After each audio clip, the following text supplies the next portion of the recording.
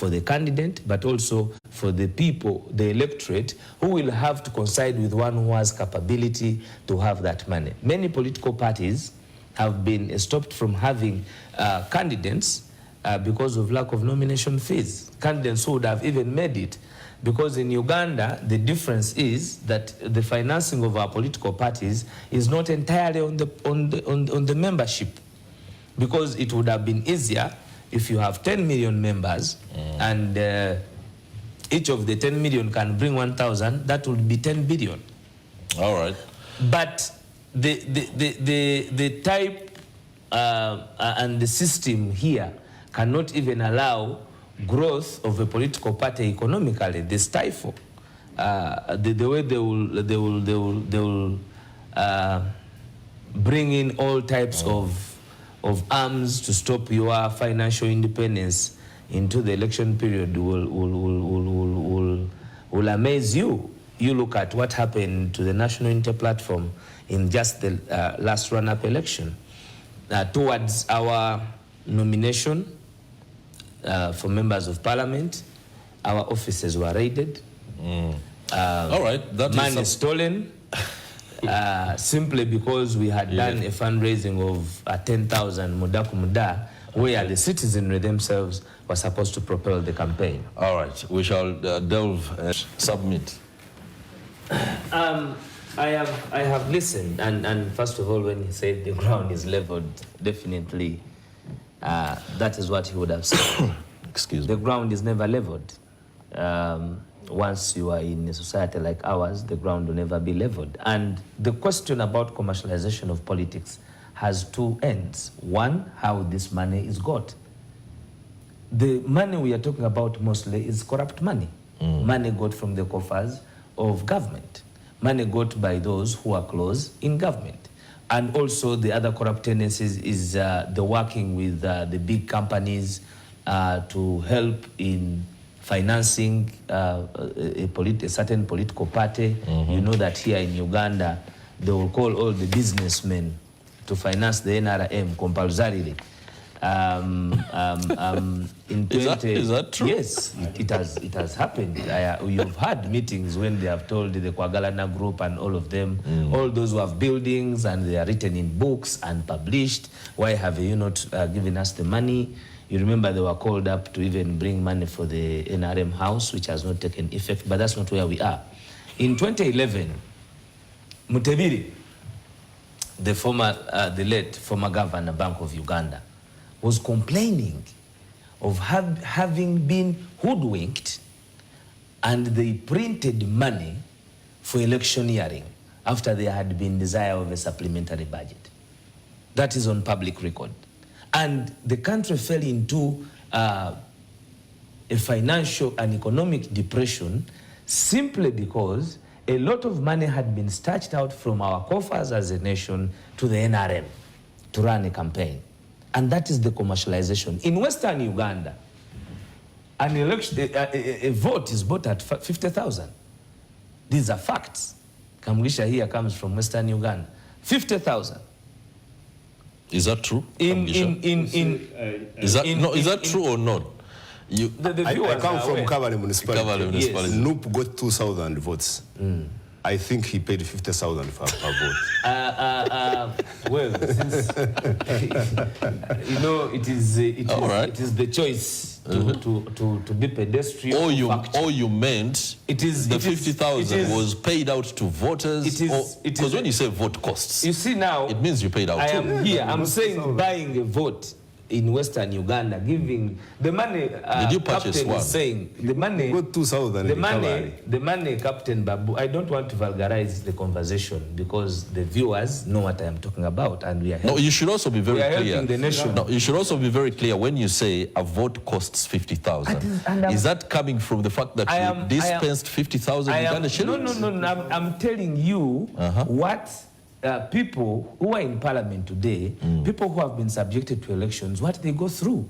I can tell you, in that meeting that you are talking about, in that retreat, people gave honest challenges they face to win elections. NRM primaries, one needs to have over 1 billion shillings or 500 million. These are facts. Now, you would rather run away from them or you follow the lead to have the challenge solved. And the challenge why now it is being discussed in the executive is because of the demand. The person who has invested 500 million will have even over you, his leader. The demand they have over General Museveni and the money they need from him to first of all have the monies back in their pockets is because of the expenditure of the campaign, both in the primaries and in the general election. I can tell you, if you don't have 3,000 shillings, 2,000 shillings, you will find it a problem in the villages to get a vote. If you don't have soap, you go and look at all the judicial rulings up to the Supreme Court. They talk about what types of bribery, including government buying sugar to give to the people. In our areas, in the rural areas, the big companies, they connive with the NRA leaders and they give them particular amounts of money to buy elections. We are not talking about money, the money he was talking about printing T-shirts, about this, about that. We are talking about money, first of all, that is being used for a person to make it to parliament, that definitely that legislature will be bogged by that financial fatigue and they will definitely descend on the coffers of the nation. And right. Even in Kololo, when General Museveni was trying to plead amnesty for the parliamentarians, he said, plead amnesty for parliamentarians. He said that he knows that the young people have faced challenges in their constituencies of service delivery, but also of how they were elected, and therefore they are trying to find ways of handling that. Commercialization of politics and our democracy here has negated us from the cream of leadership that we would have had, the patriotic leaders that we would have had. Because now any person who has a tune of 500 million shillings can attack a constituency, not from anything. Others go there to get the red passport, to be used for fraud, for other businesses. Somebody dies to enter into parliament such that he has that diplomatic honorable title to use it to facilitate other dubious actions that they have planned, because it has been reduced away from issues to what is your financial ability. And the last one, if you look at the international structure of campaign fundraising, I'll give you examples. In India, they have been having electoral bonds, and this works to the particular time of elections. You get an electoral bond, you buy an electoral bond as a political party, and these electoral bonds you have bought, starting from the ranges of the monies you have decided, will only be a facilitation of a campaign time for that purpose. Therefore, if you have more, in the US, he was talking about the US. In the US, they don't bring cash.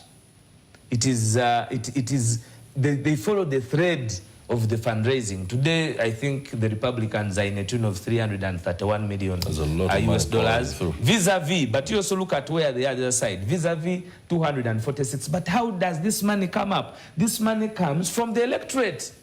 That is right. Yes, it comes from the electorate, and they have parameters of following up this person fundraising. What is their end game?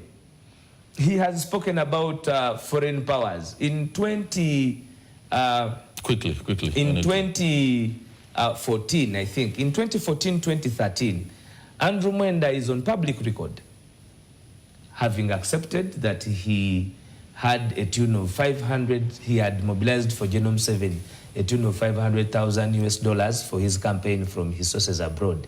Not only that, in the matter where a Chinese was convicted in court in the US, the conviction was that our government here, Genome 7 and the Honorable Sam Kutesa, had got over 500,000 US dollars or $1 million US dollars to the NRA for campaign financing.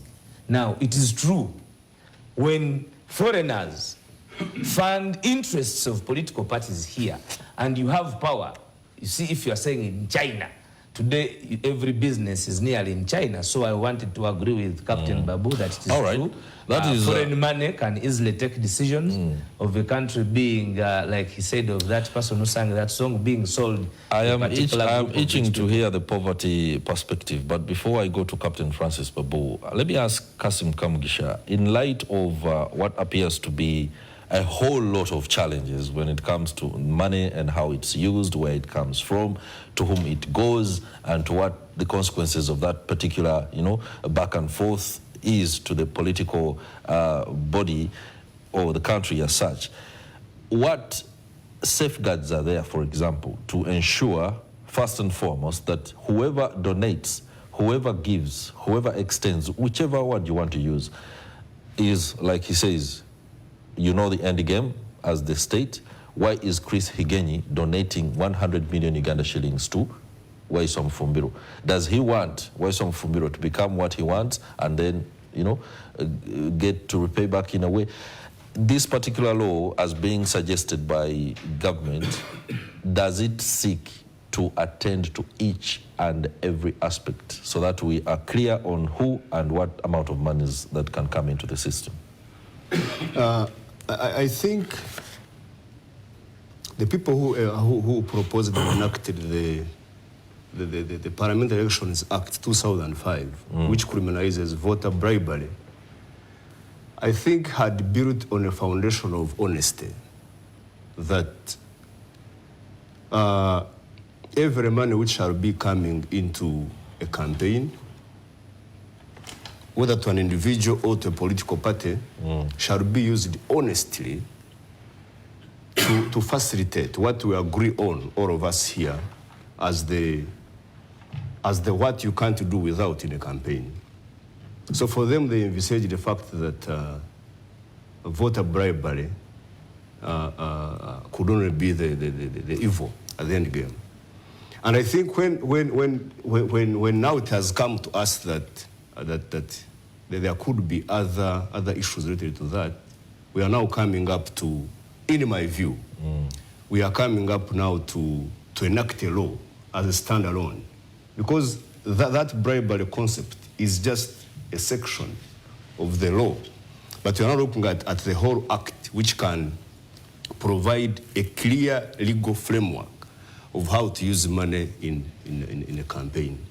And so I want to agree with my colleagues that if a foreign power, for example, facilitated me and I became whoever I will become, at the end of the day, I might be tempted to serve the interest. Compelled, not even tempted. I might be tempted because we have seen, if I took his example of the case in USA, I have seen the president and disagree with the USA on some aspects. Therefore, he has taken a stand that if it was true that yes, you financed, if it was true, then he would be dancing to the tunes of the. But he has. No, he was a Chinese. I was saying that he was a Chinese who was convicted by the. Yes, I know the whole case. Not the US. But again, playing to the interests of those that fund you doesn't mean a holistic bend towards what they want, but the ability, for example, to either give dividends depending on what you can achieve. For example, in 1 year you can do this for them, then the other year you don't have to completely say, since the Americans funded me, here I am. The Chinese, or the Chinese for that matter. So Chris, I was saying that maybe I would be tempted to agree to their demands at my level of positioning. And so the law is now saying that the law could be saying that yes, you have gotten money from a foreign source, but how are you going to use it? Capping the money. For example, then you bring yourself back to a situation at the constituency level, whereby the law was not so specific on what should be part of electioneering on the ground. Because voter bribery, as he said, is quite ambiguous. It's quite ambiguous. It depends on how you argue your case. It depends on how you argue your case. For example, when you go into rural constituencies as of today, fundraising are going on. So when does voter bribery begin? Does it begin at that very end, when you have been, for example, when you have been nominated, or it begins in the whole process of the 5 years where someone has shown interest of becoming a candidate. Then when you go to the constituency down there, you'll find that, for example, Waiswa, I'm not so sure, but I'm imagining that if he's to become a candidate in Jinja, he has to begin organizing, for example, sports activities. Are these sports activities part of voter bribery or not? Do they drive to something or not? So I think it is time that we come up with yes, the law, but which has got to be very, very specific so that we protect the vote of this other mwananchi, so that at the end of the day, when I'm voted into power, I am able to give dividends back to the voter, not to the person who financed me, in terms of agitating for service delivery, in terms of agitating for quality leadership and governance, because you are sure that when you come back for another request for a term, it's not your money which will save you. It is the value of the vote of the person which will save you. So we need the law so that we can curtail serving the interest of the outsiders and serve the interest of Ugandans. Captain, yes, sir. As a nation, hearing the submissions and the need for what appears to be a holistic legislation piece that looks at just about every aspect of how the money will move from what point to the other. The issue is not even poverty. I think it's a case of what has been systematically rolled out over the years, disempowerment of the population. Yeah, it's several problems that we're facing with. You know, you people have been using the word commercialization. I want to call it corruption. You've already said that. Yeah. Very and once you talk about corruption, corruption does affect certain things. Corruption affects democracy and political systems. Because corruption is dishonesty and fraudulence. And it also affects the people in the system. Today, going to parliament is better than going to the stock exchange. Sure. You know, I go to invest in the stock exchange, I've got my little money. If I use this money to be able to go to parliament, I'll make more money by going to where? To parliament. To parliament. So parliament is, actually we should call it the stock exchange. So we go there to make money. Some people don't go there to lead. Yeah. They go there to make. By the way, this is the whole political class. I am sorry, I am not going to talk about parties or whatever it is. A political class of people who are bad-mannered and who have got very bad manners are in the system. I'm not going to talk about individuals, and I don't like it. Now, government of Uganda has let us down because in the constitution there is a part for civic education to teach our ordinary people how an election, what they should be electing, what they should be doing, you know, and how they should get their leaders. This thing, patriotism you're talking about, people have got it in their hearts. When you have football here between Uganda and some countries, you see how many people run to go to Nambole to see that match. It means that we have patriotism in our people, and our people, if they are really given a good civic education, they will understand. So we've been let down there. Now, when I talked about poverty, it is the people who have got money who uses that to certain sections of our society, not all of them. And they do it by bragging and showing of posturing and so on and so forth. Now, if the fundraising, charity, bribery, using all sorts of things happen, one has to be careful. There's a very thin line. The first question is, and I keep telling people this, when there is competition, if you have ever realized it, between different groups, certain traits come out. One of the first traits is to intimidate each other. The other one is to use social media and media as such to fight your opponent. The other one is blackmail. The other one is propaganda. The other one is lies. And the other one is accusing each other of certain things being done. By the way, even stealing of elections, they use money. You cannot steal elections without money. You've got to have money to have people who can help you to steal the election. By the returning officer. Correct. And so the black economy is very powerful here. If I'm in the black economy, I want to have a member of parliament who is going to continue to allow me to do what I want to do. So, what is the nuisance? This is what we're trying to do. And the nuisance will give you the law.